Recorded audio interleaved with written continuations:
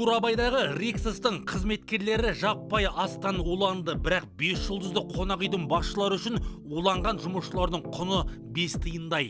Бұл малдың монологы. Арнаға жазыл, лайк бас, біз бастаймыз. Бір түнейтін нөмірінің құны қызметкерінің 1 айлық жалақысынан асып түсетін Риксоста 17 адам уланды. Арасында қалтасы қампайған бай бағландар жоқ, тек қарапайым жұмысшылар аурухана төсегіне танылған.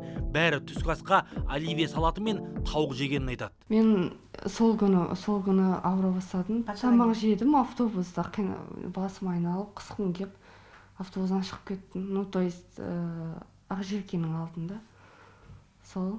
Сосын үйге барып басталды. Құсу, рвота, қасымда ләген қойып, сонымен қысып, температурам көтерілді.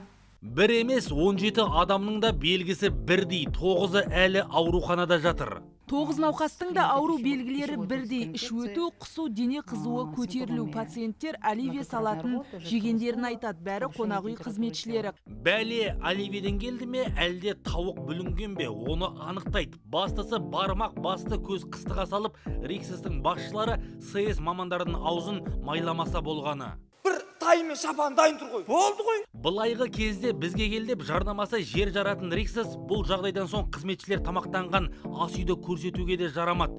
Мұрнынан міңгірлеген басшылары қызметкерлерімізге қамқорлық көрсетеміз дегенмен бірде-бірі хәлін білуге ауруханаға бармағанына не дерсің? Қазіргі уақытта біз ресми жауап күтіп отырмыз. Біз қызметкерлерімізге қамқорлықпен қараймыз. Қандай көмек қажет болса да қолдаймыз.